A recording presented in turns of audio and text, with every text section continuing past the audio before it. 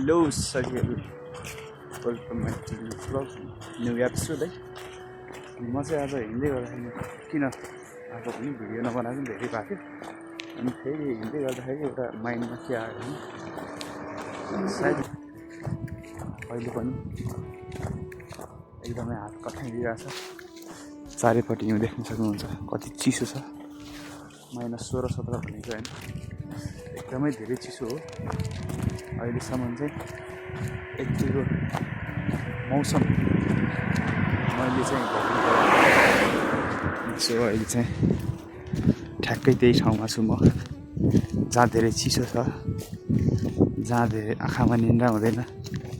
नै 5 बजे उठ्यो, दौड्यो, बेलुका रुममा आयो, खाना बनायो, थकित शरीर हुन्छ, खाना बनायो, खाएर सुत्यो। तपाईँ पनि निन्द्रा लाग्दैन किन